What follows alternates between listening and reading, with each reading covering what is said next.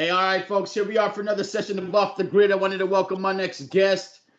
I got two who are contributing to an album that is scheduled to be released on May 3.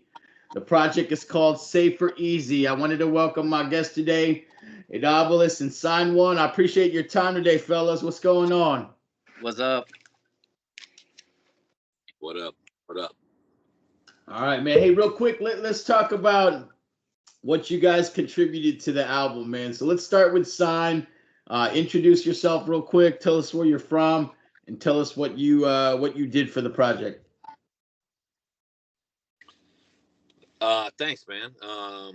I'm in Columbus, Ohio. Go by Sign One.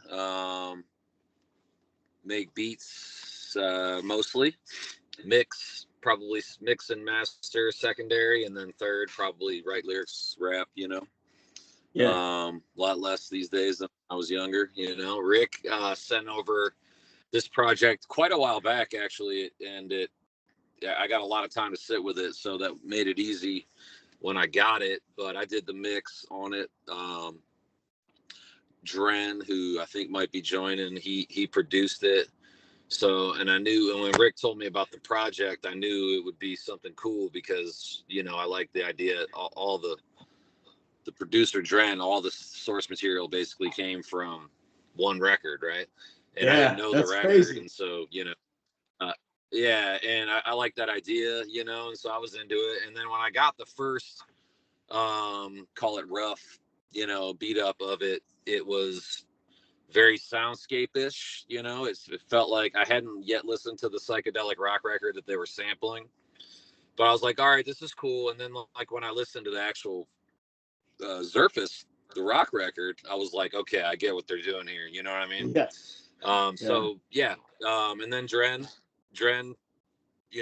fleshed the thing out and sent it over, and I did the mix. I added minimal production, I'd say, like some instrumentation. Oh, okay, awesome, man. Yeah, but I tried to stay true to their intent. So this fucker. Oh man, sorry. We're in a beer league hockey tournament over here, so we're some of these guys. Yeah. No, we got our ass kicked last night by a really good team. So, yeah, I try to stay true to the intent of the project, and I just sampled some of his samples and made some bass tones, kind of a guitar funky bass tone on the track that, on the LSD track, what's it called? Stony. Oh, Stony. Yeah. And then, and it was pretty easy to mix, quite frankly, because, Dren, he took his time with it. Well, Rick has busted his chops for that, but he really packaged it up to make it, call it idiot proof, right? Like I had to respect his reference on the mix and really respect his intent. So all I really tried to do on the mix was bring out the drums, bring out the knock a little bit, make it hum, because it is a hip hop record. It's a rap record, Yeah, absolutely. But I was pretty happy with how it turned out, and then I added a verse, while I was mixing, and I just got inspired to write a little verse. So then I rapped on that Stony track at the end. Yeah, I wanted to rap. I wanted to get on that posse cut, but I couldn't get in on time when it was happening, when everyone was doing it, and I was like, I was too busy. And then when it came time it really flows and the beat changes at the right times, and I was like, I'm not trying to insert myself into this how it is now, because it was done, you know what I mean? But the Stony thing had a long sort of postscript and an empty beat, so I was like, I'm gonna rap here. And then Dren was like, that was kind of my verse, that long beat. So I said, cool. I extended it and broke down the drums even more and rapped at the end, and I felt like it wrapped it up pretty good in that song. That's awesome, man. And Rick, who picked the record? Whose idea was it to use that record, and whose idea was it to just use one record for the album? That was definitely my idea from the beginning. Actually, I've been thinking about this project for a couple years, actually. Nice. I wanted to get it out last year on the 50th anniversary of Surface. Surface is this rare. I got it right here. Yeah. This is a repress of it. That answers yeah. Oh, what up, Dren? Dren's in the room. Yo, Nice. What is So going on? yeah. So it's a rare private press Indiana psych record. So little known, Okay. but it's considered the holy grail of psychedelic rock from Indiana, which is, there's not much in existence anyway. Not really known for our input to the psychedelic rock scene of the time. And matter of fact, the record came out in '73, and it's really has a very late to mid '60s psych feel to it. So that's kind of. Yeah. And I always wanted to do this record. And actually, originally, when I thought about pitching it to folks, I originally was going to pitch it to all Indiana artists. Yeah. But then when it came down to it, I work with these guys all the time, and like the Saskatoon rap guys, where we just collaborate well together, and it just only made sense to. I was actually pitching the record to all the producers amongst the crew. One song on the Fresh Air EP came of sampling this record that Oh, nice. that Rove produced, and that was it. That's all he really could get from the record was that one short song. And Dren took it and just ran with it and was cranking out like beat after Wait, beat. so I was like, are you saying that I was your last choice? no, you were part of the original choice as all the producers from the crew. But you just took the reins and it ended up, which made a lot of sense anyway. It was like glad you did what you did because it's super cohesive and So last choice would end up being the best choice. Hey, well, with that, let's go ahead and introduce Dren real quick. Hey, welcome, brother. I'm glad you made it. And real quick, man, introduce yourself. Tell us where you're at, and tell me how long it took to produce the beats for Safe or Easy. So my name's Dren. I'm from Saskatoon, born and raised. And when did you pitch this to me in the first place, Rick? Probably the beginning of 2023 sometime. Okay. Yeah, that sounds about right. Like a little bit over a year ago. Yeah. Yeah, and I did not say no. I hadn't even heard the record initially, and I was like, yeah, sure, I'll do that. And then I listened to it that night, and I was like, oh yeah, no problem. There's a ton of stuff to work with. That's on that. crazy. It's a really cool record too. But to make the meat of it, like the large portion of the beats, it maybe took me a couple months. I mean, I'm definitely very much just like a hobbyist producer, so I got a full-time job and a young child and stuff, so I was making beats in headphones at night while everybody's asleep. But to get the bulk of it done was probably only a couple months. Wait, before we go into the album, I just wanted to shout out some of your guys' work. Dren, hey, I really enjoyed the Baby Paloma beat that you did from earlier this year. I was going to ask you, the young kid, is the sample your kid? Yeah, absolutely. Yeah, man, I really enjoyed that project, Lunch Meat, Gate to Tape. That track, super fire. Really enjoyed it, man. And you got a bunch of stuff that I'm in the process of listening to, man. That's cool, man. I appreciate that. The Lunch Meat is funny. It's the part one. So I only did half that song on that EP, and the second part to the song is on the bottom. Wait, what record is it on? Mighty Highs? Yeah, it's on Mighty Highs. Yeah. So when I perform it, I do both parts with the beat with a newer beat which is pretty cool. I actually need to track that up, Rick, because it's both the same drums, you know what I mean? Done in different ways, and but I have a newer version that's both drums combined, and it's like a newly reproduced beat where I do the full song live. Not that I'm ever playing live, but I perform it for my dog. And it's pretty sick. It's pretty sick. I appreciate that. And Gate to Tape is an older song that I finally recorded like a decade later with a great producer down in West Palm Beach. Wow. Who's a guy named he's a guy named Safrez, and he did the drum production on there, the live drums. So part of it is my breaks and part of it is his live drums. And we did a lot of music together way back in the day. Me and him. He played all the guitars on the original Jerk Circuit stuff and did a lot of productions with homies like Bluebird and Swanberger. really great engineer, and he mixed that too. So I asked him to make it. He gave me like 5 mixes of it, and I was like, guy, I need it to sound more abrasive, more offensive. I want it to take the enamel off your fucking teeth. You know what I'm saying?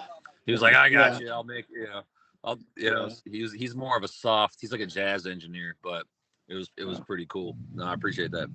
Yeah, for sure. And then Sound off, Rick, Dren. man, I told you, Rick, Mousetrap. It's been on high rotation these last couple of weeks, man. I really enjoyed that song, and yeah, man, I was curious what motivated the topic, and what was the story writing that song? Fuck, I don't remember, man.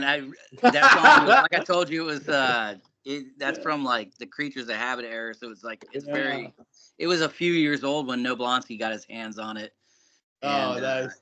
And brought Brett breathed new life into it, and so yeah, just fucking popping off about doing it for the art and not for the the cash grab thing, like as if I've ever made any money off of this stuff anyway.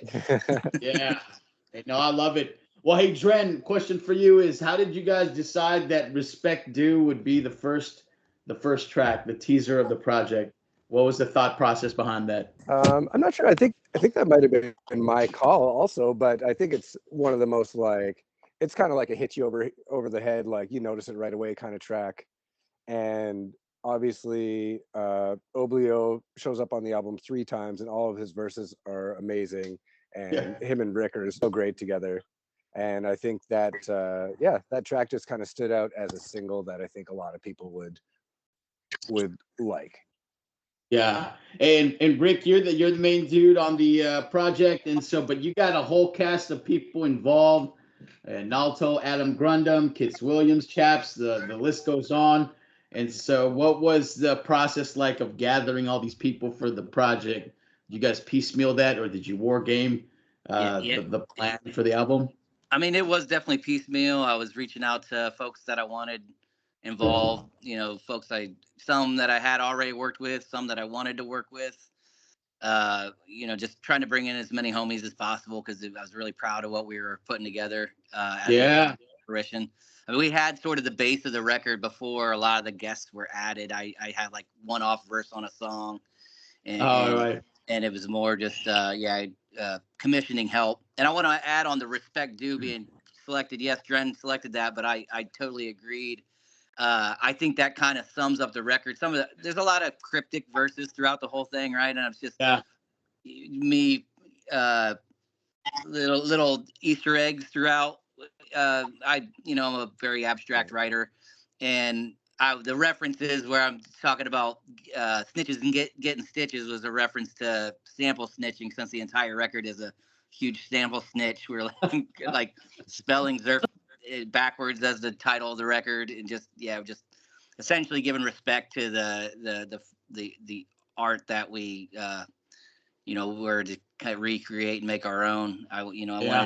I wanted to respect the artists that created the original record, and the producer Mo Whitmore, and there's no sense in keeping that a secret that's who we're sampling. So right. Hey, Sign, when it came to mixing and mastering the project, I mean, there's so many. Oh man, so many files. I can't imagine just taking all those files and just having to like clean that all up and mix them. Was it painful? Were the files sent to you in good manner, or did you have to do some deciphering? I can say for sure it was a bit of a mess when I handed it over to him. I wouldn't say that. So it was, well, let me first say about Respect Due that I don't think it would have made it as that clear choice for the single. If not for one of the last rounds of mix notes that Dren gave me, because I, of course, listen when we get to the final, I go back to all the rounds of bounces, and I try to make sure that we made progress each time we handed it back and forth, And did I cross off all the things that these guys asked for when they got their roughs, right? So, but Dren really needed the guitar and the hook to ring out properly, and I couldn't really figure out how to do that based on the source audio, but I figured it out eventually. I found the frequency, and I was able to you know, basically sidechain a compressor from Oblio's chorus.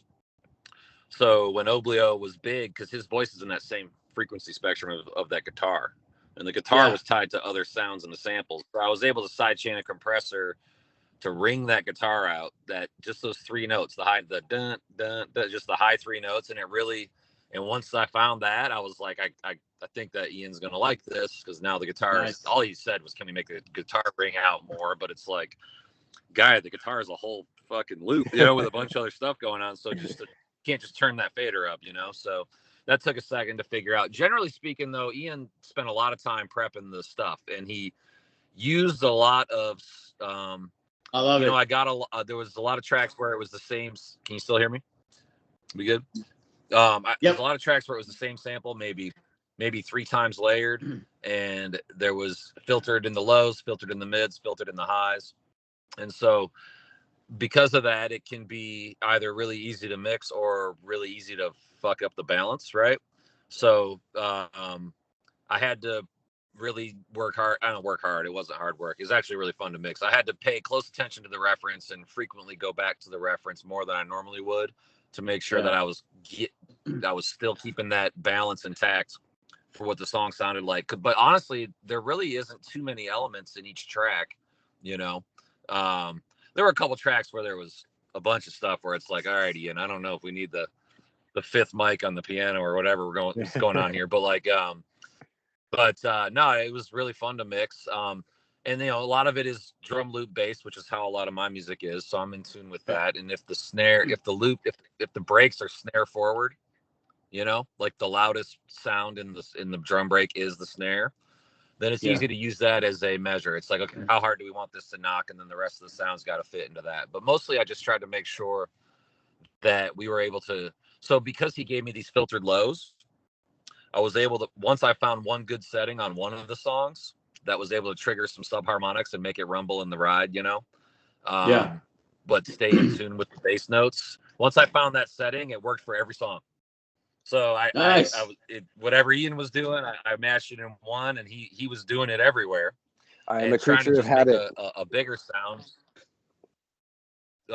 Something with more depth, right? And so, you know, we found that depth pretty easy, and I'm happy with the way it sounds. I mean, we, you know, I think if anything, my contribution was trying to make the drums knock a little, you know, and that's it. So it was fun to mix. There was one song.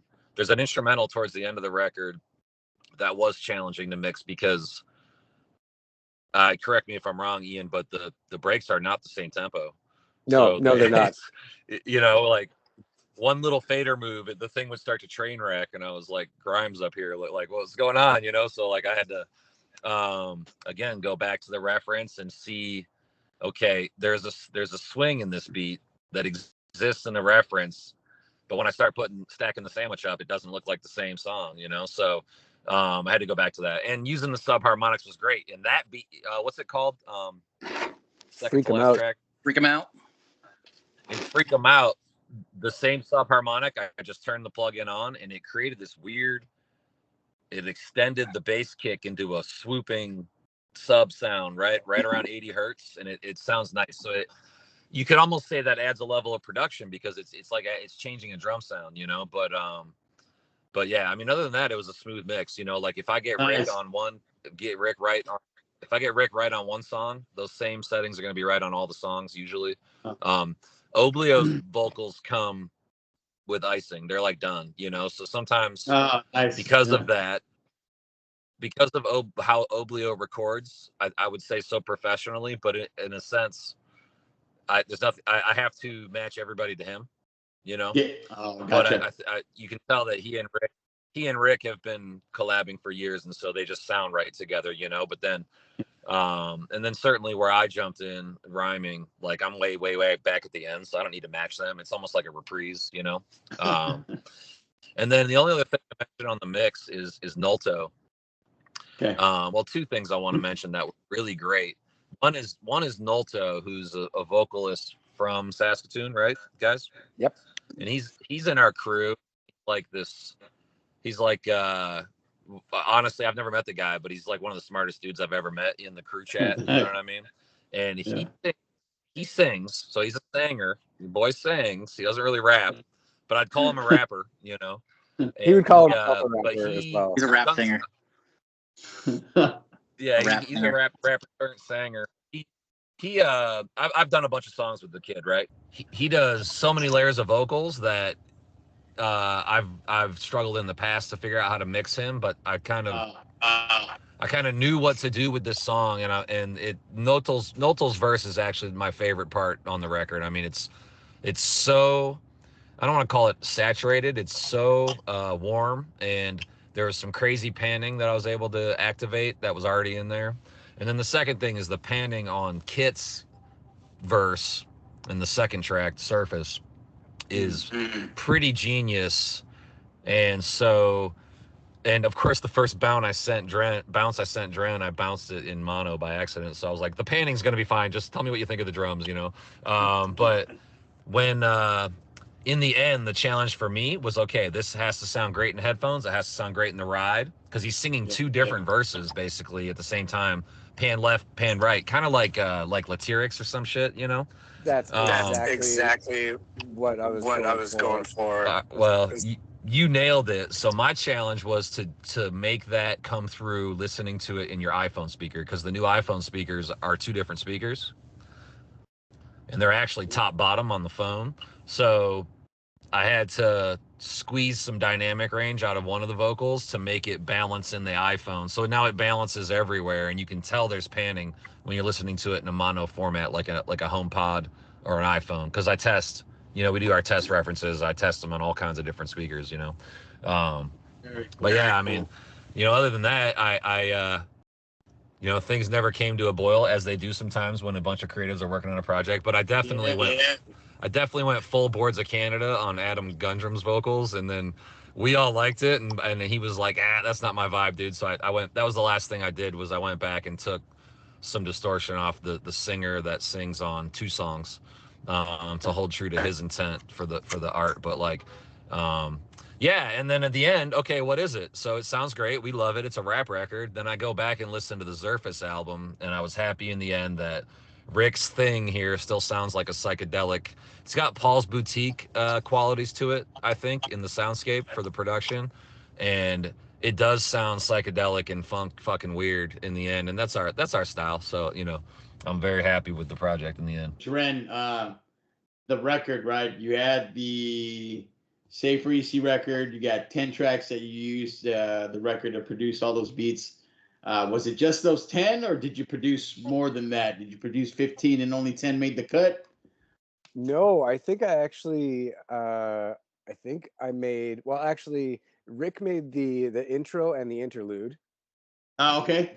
So I think I made 8 beats. Initially, I had made 7, and then I was just playing around with some other stuff, and I think that's kind of how we ended up with the posse cut. That was the last beat that I made. Okay. But also, that's quite impressive, man. Yeah, I mean, like I said, there was a lot of cool stuff on the source material, and I had made all the beats before I actually had a physical copy of the record, so that's kind of why the sonic quality that I handed over to Sign was a little iffy. But yeah, there's a lot to draw from there, and I also really appreciate in the final product how much Rick referenced the lyrics on the record too, and how that all kind of ties together. Yeah. Hey, Rick, real quick, man, you showed me the cover to the album, and one of my questions was why Safer Easy had the album cover. It did, but go ahead and explain it. I know after I saw the cover, so, yeah, I want to hear from you. I mean, I don't even know what that image was supposed to be on the I was like, this is you know. Is it not a Rorschach? Is it a Rorschach image? Right. That's what I thought. I assumed it was a Rorschach image. But what do you see, Rick? I see. What does the 45-year-old bone sober Rick see in there? Yeah, some sort of weird elephant or something. I guess. I don't know. Yeah, that was good, man. So I like that. I didn't know like if it was the shape of Canada or what, but I was like, I'm gonna ask him. As we were putting together the physical product, Canada was definitely referenced. Red, white. Red and white going on. Oh, sure. Are y'all getting that? I'll add that towards the end of the project, Rick sent us the record, and I didn't have a problem with your source audio quality, Dren. You polished it all up, so it was definitely workable. But there was one that I did resample, and it's on Stony. I resampled the guitar or organ. Is it an organ? It might be an organ. Yeah, I think it's an organ. Yeah, because the record showed up, and I was kind of like I was happy with it, and I was like, I had added the little bass twinge that I sampled from it, which I didn't resample that from the record, but I said, could it sound just a little crispier? And so I resampled it and tried to line it up, and you didn't notice, so I think it was okay. Yeah, you got me. But Hey man. So with that, I wanted to just take a second to talk about some choice tracks. Again, I thought the entire project was dope, and I can't wait for the vinyl release. Got to go get my copy too as well. Hey man, I wanted to start with the first song, Inside Outside, after the intro. I really enjoyed that track, and then they mentioned that Nalto was on the end of that song. But just again, love your verse on that. The hook, I'm on the inside, but I'm standing outside. Always felt connected to the counterculture. I doubt I even scratched the surface, man. Great message, and wanted to ask you what motivated that track. Yeah, I think I was, to me, musing about my place in this counterculture and in the underground. I work with a lot of my heroes from the label side of things, but as an artist, I took a backseat to the label shit for a long time, and it was kind of talking about being I'm on the inside of the this culture and working with some of the greats, but no one really knows who the fuck I am as an artist, and just musing about that. I love that song, man. And just other ones that I enjoyed were Respect Due. That was another one that I really enjoyed, and then The Surface. All great tracks, man. And it was hard to pick. I mean, just my favorite song, man. But a lot of good songs, man. And these are the ones that kind of stood out for me that I wanted to talk about today. But I wanted to close just as far as songs. I wanted to talk about that last one, this Posse Has Hope. Holy shit, it was like the ultimate Posse track, man. And so when did that idea come about to get like all those MCs on one song? I've always been a huge fan of posse cuts. So I don't know, was that my idea or yours, Dren, that we did a posse cut? But I think I might have mentioned it to you, and then you threw the beat at me and said, "Yeah, this might be a good one for the posse cut idea." And I'm a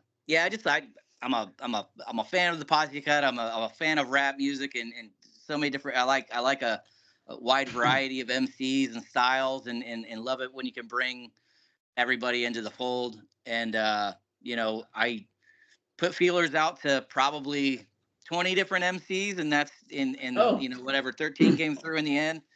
So that's a pretty good percentage. I think it was a pretty good percentage of folks that came through. But yeah, it was just reaching out to homies that I'd worked with in the past or wanted to work with. A lot of them were first timers, I think, in Parab, and that was the first thing I've ever done with Sankofa, I believe. So that's what I was gonna ask you. I was like, you guys are both from Indiana, dude, and I can't believe that you guys haven't done stuff. And so I know my boy Sankofa jumped on it, man. He killed that. He killed his verse, bro. Woo, jumped on it is an understatement. Like everybody that who knows Sankofa, how prolific that guy is. I asked him to be on it, and I think 5 minutes later, I had a in my inbox. Yeah. For real, I'm not even joking about that. I was like, what? I believe it, dude. So that was great. And so that was my question too, was like, man, I was like, I don't think I've ever heard them on a song together. So it was refreshing to see two cats who are in the same state work together and just, show love on music, man. So super great, man. I can't wait for the project to come out. And I'm really excited, man. So May 3 is when the full project drops, right? That's correct. Yep, next Friday. Okay, you guys are doing vinyl is going to be the first push, right? Yeah, so right now I'm pre-ordering the vinyl. The vinyl should be here late July. August 1st is the ship date. I have CDs in hand right now, and the digital will drop next week on the 3rd. Yeah, I look forward to it, man. Sign, you did an amazing job mastering and mixing that project. Just man, just all important pieces that you guys contribute. Dren, the mastermind behind putting all the beats together with support from the crew. Super, super awesome, man. And then Rick, obviously you murdered it with the verses, man.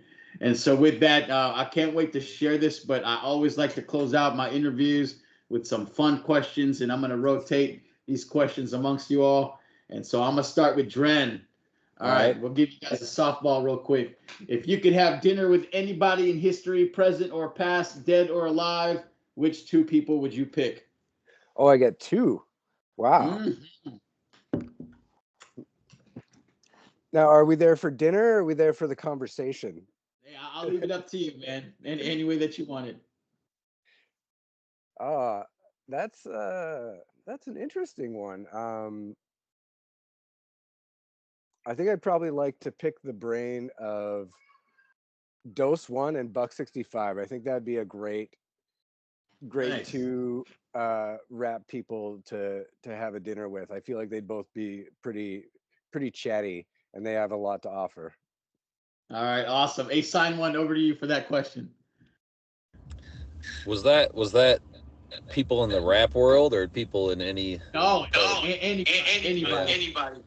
I'd have to probably go with one would be Chef Tony, Anthony Bourdain. You said dead or alive, right?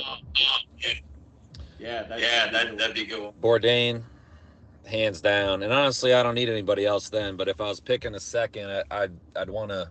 If we're talking about picking the brains of the dead, I'd go John Cage, the minimalist composer from the '60s, John Cage. Okay. Awesome. Who's always been an inspiration for me in music theory and music production. All right, over to you. Over to you. Question out. I have no idea. I've been thinking about this as with all y'all. I'd sit down and have dinner with you instead of through this choppy ass Zoom thing we're doing right now. We'll do it in person. Sorry, man. All right. Let me give you the first question or the next question, and I'll turn it over to you first so you can get it. All right, classic debate, man. Rick, in your opinion, who is your choice over Tupac or Biggie? Your favorite and why?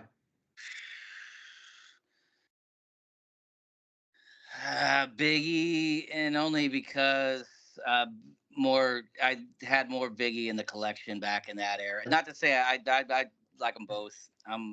But I'm not. I don't even usually weigh in on that.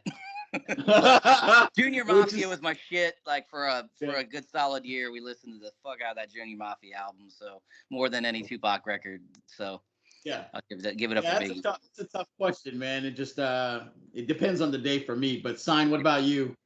Today, who you feeling more, man? It'd be Pac. I mean, I don't. Quite frankly, I didn't ever really fuck with Big all that much, you know, like obviously Ready to Die was an important album, but it's just about how old you were. Yeah. You know, I mean, I really fuck more with Digital Underground, Oakland, Brenda's Got a Baby, Conscious, Neighborhood Pac is like my Pac, and then you get into the fucking Zapp and Roger, Dr. Dre Pac, and I'm like, I don't really care. And then by the time Biggie's second record came out, it's when we started talking about underground versus mainstream, you know. And so it was very like his affiliation to Puff Daddy was always a turnoff for me. You know, they became that glitz and glam, and then we started differentiate because, you know, late 90s and even late 80s and first 2 years of the 90s, hip hop was at its purest. The most underground shit was gonna make it on Rap City or Box, you know. So we're De La Soul, and that was the era. And then I really like.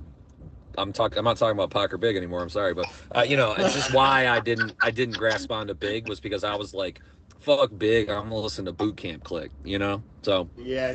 So I'd go Pac. Just the first half of Pac's career, so important for West Coast rap, and just You know, and I got family in Oakland, and I used to live in Oakland, and I for a very short time, and his legacy in that city is really important. Yeah, 100%. 100%. Yeah, Good Sign answer, convinced me to guys. And change my Dren, what answer. about you, man? Who's edging it today between Pac and Biggie? I'm gonna side with Sign, and like also I was never a huge fan of either of them, but I mean obviously I listened to them like, but I was never like super influenced by either of them. I'm a little bit younger than these dudes too, but one of the big takeaways for me is the Puff Daddy thing that Sign mentioned. Like I can't even listen to those songs now, and I'm just like, why is this fucking dude whispering in my ear like, oh yeah, bad boy? Like I don't need that in the background of a track. That's not adding anything positive for me. So I think that was one of the main reasons that I wasn't a huge Biggie fan. Is like I couldn't handle that stuff. Tickling the back of my brain. I didn't need that Puff Daddy influence. Yeah. Well, man, both influential artists, man, and I'm a fan of both. But hey, well done with the responses. Well, with that, hey, thanks again, man. I appreciate your time. Always hard to get together when there's a couple people involved. Cool. Thank you so much. Appreciate it, man. Thanks for having us on, man. Yeah, and thanks to Sign and Obelus. No, for real. Good stuff. Reigns, give us a nice blooper reel with the choppies, man. We want a blooper reel out of this one, all right? You can chop this up however you want, man. All right, I gotta roll. guys. I got nothing, man. Thanks for having us. Check out the record. Wish us luck. I got 2 hockey games to play. I'm out here. Go get them. Good luck, man. Don't drink too much. Nope. Peace. Peace. Hey, thanks, Romello.